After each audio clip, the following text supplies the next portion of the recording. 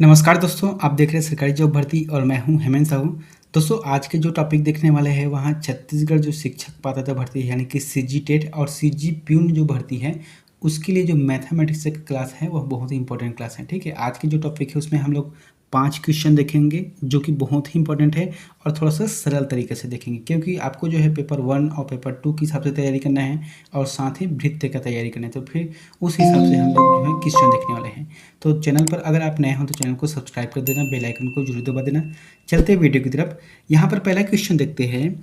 किसी संयुक्त परिवार में दादा दादी की औसत आयु 67 वर्ष है, माता पिता की औसत आयु 36 वर्ष है तथा 3 पौत्र पौत्रियों की औसत आयु 6 वर्ष है, तो संपूर्ण परिवार की औसत आयु ज्ञात कीजिए।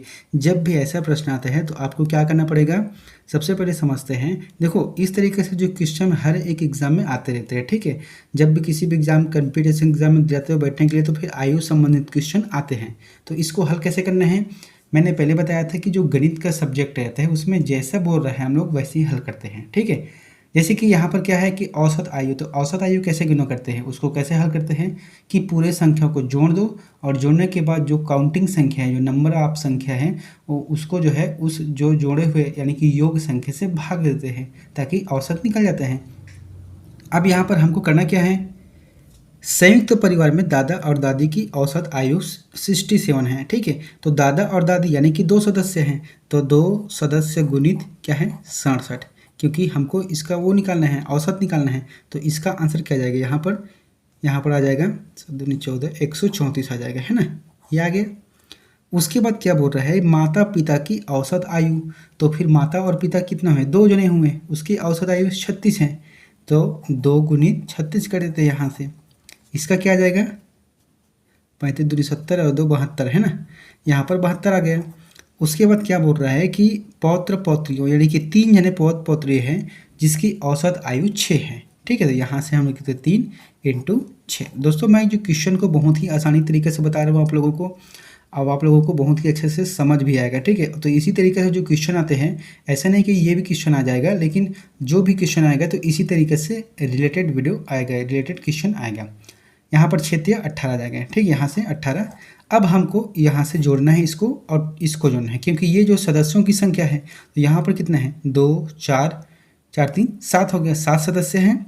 और यहाँ पर इसकी औसत आयु कितना है 4 2 10 8 2 10 है। उसके बाद है यहाँ पर 14 है। ठीक है, 14 का 4 हासिल है, 1 आ गया, 7 3 10 11 और 1 12, यहाँ पर 224 आ गया। ठीक है, अब आपको करना क्या है कि 224 को 7 से भाग दे देंगे, फिर उसका औसत आयु निकल जाएगा। बस इतना ही है, ज़्यादा कुछ नहीं है। ठीक है, तो कितना का यहाँ पर 224 भागित 7 कर दो, कितनी बार में गया 7 या 21, यहाँ से कितना बचा 1 बचा, यहाँ से 14, 7 दूनी 14, यहाँ से कट गया 2 बार में, कितना आया आंसर 32। तो यही इसका आंसर है, यानी कि 32 वर्ष यहाँ पर सेकंड। क्या बोल रहा है कि परिवार की औसत आयु ज्ञात कीजिए, तो 32 वर्ष। आपको करना क्या है, बहुत ईजी है। दादा दादी की जो औसत आयु है उसको हम उससे गुना कर देंगे, माता पिता की आयु को भी गुना कर देंगे, और जो 3 पौत्र पौत्रियों की आयु है उसको भी गुना कर देंगे, और सभी को जोड़ देंगे और सदस्यों को भी जोड़ देंगे। उसके बाद जो भाग देंगे वही इसका आंसर आ जाएगा 32। तो इस तरीके से इस क्वेश्चन को हल कर सकते हैं, बहुत ही आसान है, आपको बस समझना है। ठीक है, आया समझ में। नेक्स्ट प्रश्न देखते हैं। अगला प्रश्न है, 15,000 की राशि पर 2 वर्ष के चक्रवृद्धि ब्याज और साधारण ब्याज के बीच 96 रुपये का अंतर है, तो वार्षिक ब्याज दर ज्ञात कीजिए। मतलब कितनी होगी। देखो, यहाँ पर क्या बोल रहे हैं कि राशि कितनी है 15,000 रुपये है और 2 वर्ष के लिए है, तो चक्रवृद्धि ब्याज और साधारण ब्याज यानी कि दोनों में लगा है चक्रवृद्धि ब्याज और साधारण ब्याज है ना, तो दोनों का अंतर कितना हो रहा है 96 रुपये के हो रहे हैं। तो वार्षिक ब्याज की दर को ज्ञात करना है। आपको एक तरीका बताता हूँ, एक फार्मूला बताता हूँ। जब भी ऐसा प्रश्न आए चक्रवृद्धि ब्याज और साधारण ब्याज के बीच का जो अंतर है 2 वर्ष के लिए, तो इसके लिए एक फार्मूला लगते हैं जिसे कहा जाता है D बराबर PR² / 100²। अब देखो D क्या है, D बराबर होता है अंतर। ठीक है, ये आ गया, डिफरेंस हो गया। ठीक है, और P का क्या है, मूलधन, ये मूलधन यहाँ से, और R का मान क्या है हमको ज्ञात करना है, ब्याज दर, वो भी स्क्वायर में है। ठीक है, तो इसी में जो है फार्मूला को रख देना है। डी क्या है अपना, अंतर क्या आ रहा है, 96 रुपये का अंतर आ रहा है। ठीक है, तो यहाँ पर हम 96 लिख देते हैं, बराबर कितना है, पी का क्या है, मूलधन है, तो फिर 15,000 रुपये लिख देते हैं यहाँ पर, गुना, और जो है आर का मान हमको ज्ञात करना है, वो भी स्क्वायर में है, तो आर लिख देते हैं यहाँ पर, आर स्क्वायर बटा 100 लिख देते हैं यहाँ पर, क्योंकि देख 100 के स्क्वायर है, इसलिए क्या आ जाएगा यहाँ पर 10,000 आ जाएगा, है ना। इसका आंसर क्या आ जाएगा, 10,000 आ जाएगा यहाँ पर। जब इतना हो जाएगा तो आपको करना क्या है, यहाँ से 1 2 3 कट गया, यहाँ से 1 2 और 3 कट गया। ठीक है, अब बचा क्या यहाँ पर, ठीक है, अब जब बचा है तो हम लोग इसको तिर्यक गुना भी कर सकते हैं, क्योंकि यहाँ पर बराबर का चिन्ह है। जो तिर्यक गुना करेंगे तो क्या आ जाएगा यहाँ पर 96 गुना 10 आ जाएगा, 96 गुना 10 यहाँ तक है। ठीक है, जब 96 गुना 10 आ जाएगा तो इसको हल करते हैं, सबसे पहले तो क्या आ जाएगा 960 आ जाएगा। जब 960 आ जाएगा तो आपको करना क्या है कि जो 15 है ये बटा में आ जाएगा, 960 यहाँ पर आ जाएगा 15, क्योंकि बराबर हमको आर स्क्वायर निकालना है। ठीक है, तो यहाँ पर क्या आ गया 15 आ गया, तो फिर यहाँ से लिखता हूँ मैं कि 960 बटा 15 आ गया, यहाँ पर बराबर आर स्क्वायर है। तो इसको हम हल कर देते हैं, क्योंकि 15 6 का 90 गया, 6 बार में गया, बचा कितना 6 बचा है, तो 6 को यहाँ लिख देते हैं, तो 15 चौक 60, 4 बार में गया 64 आ गया, यानी कि 64 बराबर आर स्क्वायर। तो फिर 64 का अगर स्क्वायर निकालेंगे तो इसका जो इससे कि हल करते तो क्या आ जाएगा यहाँ पर 8 आ जाएगा, आर बराबर 8। ठीक है, क्योंकि आर का मतलब 8 का स्क्वायर निकालेंगे तो फिर 64 आ जाएगा, तो यही आर का मान होगा। अब हमको ज्ञात भी क्या करना है यहाँ पर कि ब्याज दर कितनी होगी, तो ब्याज दर होगी 8%, 8% की ब्याज दर पर यहाँ होगा। तो इस तरीके से हल करना है। क्या करना है, जब भी चक्रवृद्धि ब्याज और साधारण ब्याज के बीच में अंतर मानते हैं तो यहाँ पर डी जो कि क्या है, यहाँ अंतर है, डिफरेंस है। ठीक है, बराबर मतलब कितने का अंतर हो रहा है ये बताना है हमको। तो मूलधन और आर यानी कि ब्याज दर को ज्ञात करना है स्क्वायर में, यहाँ पर 100 स्क्वायर और सेम फार्मूला में रख देना है। तो इस तरीके से यहाँ सेकंड क्वेश्चन बनता है। ठीक है, बहुत ईजी है, आपको बस समझना भर है कि क्या बोल रहे हैं, उसके हिसाब से यहाँ क्वेश्चन बन जाएगा। नेक्स्ट प्रश्न देखते हैं दोस्तों। यहाँ पर तीसरा प्रश्न देखते हैं, किसी भिन्न के अंश तथा हर में से प्रत्येक में 2 जोड़ने पर 3/5 प्राप्त होता है, तो मूल भिन्न है। सबसे पहली बात, प्रश्नों को समझना बहुत ही आसान है, बिना पेन उठाए भी इसको हल कर सकते हैं, क्योंकि देख ऐसे प्रश्न जो है पेपर 1 के अंतर्गत पूछे जाएंगे। ठीक है, पेपर 2 के अंतर्गत भी पूछे जाएंगे, जो कि सामान्य क्वेश्चन है। तो इसलिए जो है वीडियो को अच्छे देखना। यहाँ पर प्रश्न क्या बोल रहा है, किसी भिन्न के अंश और हर, है ना, तो अंश क्या रहते हैं, ऊपर रहते हैं, अंश आ गया। ठीक है, और हर क्या रहते हैं, नीचे रहते हैं, है ना, में से प्रत्येक में 2 जोड़ने पर 3/5 प्राप्त होता है, तो मूल मतलब भिन्न है। तो मूल भिन्न कैसे ज्ञात करेंगे इसको, इसमें हम x और y करके नहीं गुना करेंगे। आप क्या करना है, सीधे जो डायरेक्ट ये क्वेश्चन आंसर दिए हैं उसी में रख देते हैं। मान लो जो क्या है, पहला देखते हैं 1/2 दिया है। अब इसमें क्या बोल रहा है कि जो अंश और हर दिया है उसमें 2 जोड़ने पर, यानी कि +2 यहाँ पर जोड़ देते हैं और +2 यहाँ पर जोड़ देते, कितना हो गया 3 हो गया, और यहाँ पर 2 और 2 4, तो क्या हो रहा है यहाँ पर 2 जोड़ने पर 3/5 प्राप्त हो रहा है। तो 3/5 यहाँ पर हो रहा है क्या, नहीं हो रहा है, इसलिए ये नहीं होगा। सेकंड देखते हैं, सेकंड क्या है 1/3 है, तो 1/3 यहाँ पर क्या जोड़ना है, 2 अंक जोड़ना है, +2 और +2 बराबर कितना आ गया 3/5 आ गया। यहाँ पर क्या बोल रहे हैं 3/5 प्राप्त होता है, तो यही तो आंसर है इसका 3/5, है ना। यहाँ पर आंसर क्या बोल रहे हैं, देखो प्रश्न क्या बोल रहे हैं कि माँ जो अंश और हर में 2-2 अंक जोड़ देते हैं, 2-2 अंक जोड़ने पर 3/5 प्राप्त होता है। तो मूल भिन्न क्या करना है, आपको कुछ करने की जरूरत नहीं है, जो आंसर दिया है उसी में 2-2 अंक जोड़ते चले जाओ, और जिसमें आंसर सही आ गया 3/5 आ गया वही इसका आंसर हो गया। तो इसमें ज़्यादा कुछ करने की ज़रूरत भी नहीं है। ठीक है, तो इस तरीके से गणित हल कर सकते हैं। इसमें जो है अगर अलग विधि से करेंगे तो बहुत लंबा चौड़ा बन जाएगा, इसलिए जो है शॉर्टकट तरीके से, क्योंकि क्वेश्चन आंसर जब कंपटीशन एग्जाम में बैठते हैं तो फिर बहुत कम समय रहता है।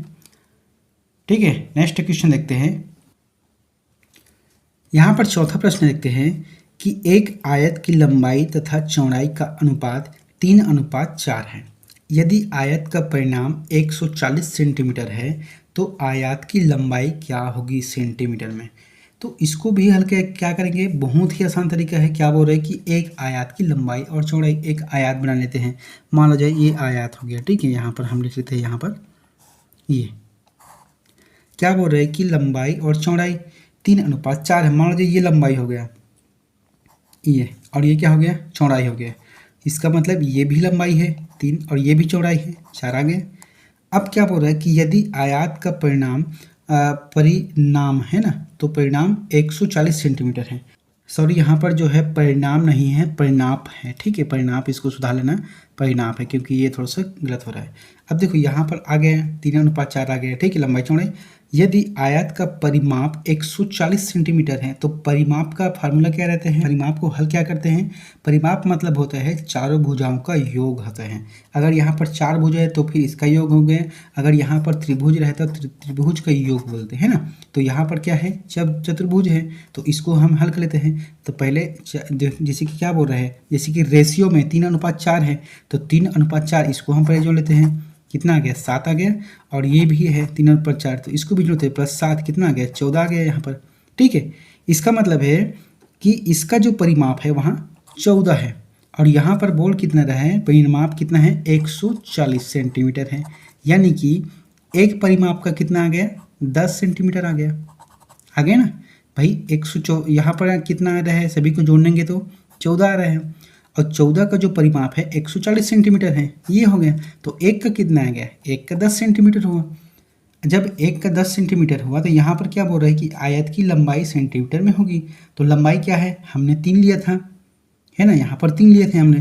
तो 3 × 10 बराबर कितना आ गया, 30। यही तो इसका आंसर है। यहाँ पर आंसर ये पहला आ गया, है ना। यही तो इसका आंसर हो गया 30 सेंटीमीटर का।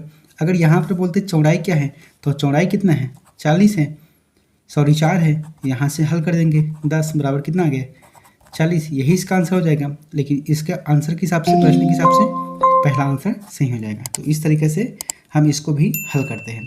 बहुत ही ईजी है, बस समझना बस है ना। और अंतिम प्रश्न देखते हैं।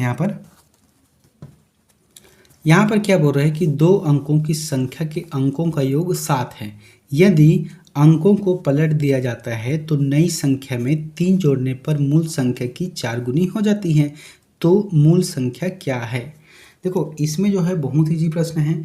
मैं ईजी इसलिए लाया हूँ क्योंकि ये पहला वीडियो है, ठीक है। इसके जैसे जैसे जाएगा तो थोड़ा हार्ड क्वेश्चन आ जाएगा। और यहाँ जो प्यून भर्ती और खासकर से जो सीजी टेट है उसी के लिए बना है। तो इसलिए देख लो यहाँ पर पहले प्रश्न क्या लिख रहा है। तो यहाँ पर देखना कि जो 2 अंकों की संख्या के अंकों का योग 7 है। अब देखो हमको यहाँ पर ज़्यादा पेन कापी चलाने की ज़रूरत नहीं है, सीधा सीधा हम इसी में मान रखते हैं, ठीक है। सीधा सीधा हम इसी में मान रख देते हैं कि इसका आंसर क्या आएगा। क्या बोल रहे हैं कि 2 अंकों की संख्याओं का योग कितना है, 7 है। मान जाए पहला प्रश्न को लेते हैं, 2 अंकों की संख्या का योग 7 है। तो 4 और 1 3 7 हो गए, यहाँ पर ठीक आ गए हैं। यदि अंकों को पलट दिए जाते हैं तो 3 और 4 को अगल पलट देते हैं तो कितना आ गया, 43, है ना। अब 43 में नई संख्या में 3 जोड़ने पर +3 जोड़ देते हैं, यहाँ पर कितना आ गया, 46 आ गया।